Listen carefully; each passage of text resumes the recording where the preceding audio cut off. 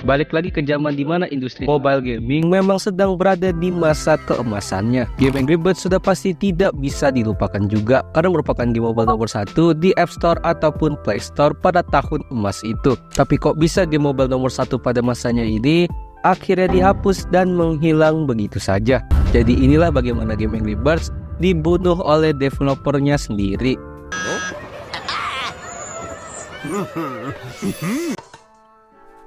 Dimulai oleh sekelompok yang berisi 3 orang dari negara Finlandia, di mana awalnya mereka hanya berpartisipasi pada sebuah game jam di tahun 2000-an yang disebut dengan Assembly Demo Party dengan game buatan mereka berjudul King of Cabbage World, yang ternyata mereka berhasil memenangkan game jam tersebut. Dan dari titik inilah mereka akhirnya pede untuk memulai sebuah perusahaan gaming dengan nama Elliot atau mungkin Prelude aja, dan akhirnya berganti nama menjadi Rovio karena sudah mulai dipercaya dan mendapatkan dana dari para investor. Tapi apakah perusahaan ini akan langsung menjadi ikon industri gaming mobile? Tentu tidak. Sebelum game Angry Birds yang kita kenal sekarang, Rovio telah merilis 51 judul game selama 6 tahun dan hasilnya itu jelek semua. Sampai akhirnya pada tahun 2009 game Angry Birds lah yang menyelamatkan mereka, mana Angry Birds merupakan game mobile paling populer pada masanya.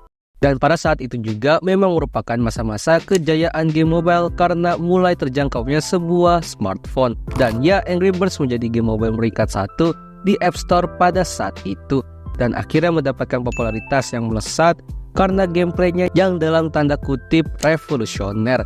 Padahal nyatanya Angry Birds dibuat karena terinspirasi game Flash berjudul Crush the Castle yang juga menggunakan mekanik ketapel lebih dulu. Namun di luar itu, hanya dalam waktu 3 tahun Angry Birds berhasil menyentuh 1 miliar download, dan 2 tahun berikutnya langsung mencapai 2 miliar download juga. Dari kesuksesan inilah Rovio berubah namanya menjadi Rovio Entertainment karena mereka ingin menjadikan Angry Birds sebuah franchise dan bukan hanya sekedar game doang.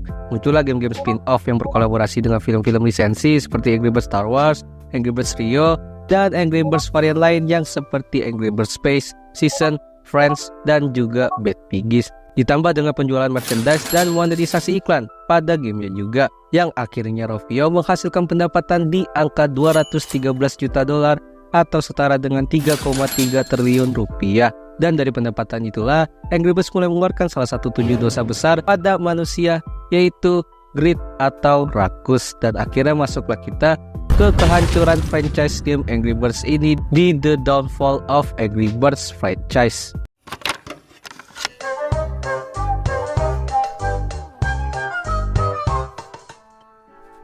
Mulai dari kesuksesan pada tahun 2014, Rovio seperti mulai terlalu terobsesi dengan game burung mereka ini, karena mereka telah melakukan milking pada franchise ini juga dengan membuat game yang sudah di luar genre seperti Angry Birds Go dan juga Angry Birds Epic yang ternyata malah gagal dalam segi pendapatan, tapi akhirnya cukup bangkit setelah perilisannya film movie-nya, yaitu Angry Birds The Movie dengan pendapatan yang lebih besar, yakni di angka 352 juta dolar, yang mana itu lebih besar dari pendapatan terbesar mereka di tahun-tahun sebelumnya. Tapi akhirnya Rovio juga tetap melakukan flop juga, bahkan telah melakukan PHK pada 400 karyawannya dikarenakan game-game baru mereka yang aneh-aneh aja.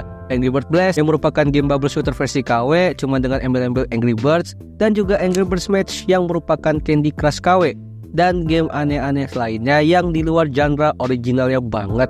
Sempat tobat pada game Angry Birds 2 dengan kualitas grafik yang lebih modern dan mekanik yang lebih seru, dan juga mempertahankan originalitas mekanik gameplaynya. Tapi akhirnya berdosa lagi karena pada tahun 2019 Rovio menghapus semua game-game legend mereka, termasuk game Angry Birds original pertama itu sendiri, sehingga ini membuat jutaan bahkan miliaran player dan fans dari franchise ini tentu saja kecewa berat. Walaupun sudah dilakukan klarifikasi pada tahun 2020 dan akhirnya merilis lagi dengan nama Angry Birds Classic, walaupun sekarang harus membayar dengan angka sekitar $1, Tapi tetap saja itu tidak memungkiri bahwa developer ini telah tidak mementingkan komunitas fanbase-nya sama sekali. Karena kerjaan mereka sudah mulai kelihatan banget kalau megang prinsip yang penting kuantitas ketimbang kualitas. Bahkan mereka sampai rela untuk menghapus semua game-game lama mereka hanya untuk memboost atau kasarnya memaksa orang-orang untuk memainkan game-game terbarunya saja yang penuh akan iklan dan juga sistem microtransaction.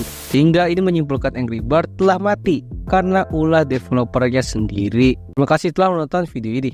Gimana? Kalian bersadar gak kalau game-game nostalgia seperti Angry Birds itu sudah dihapus semua? Silahkan komen aja.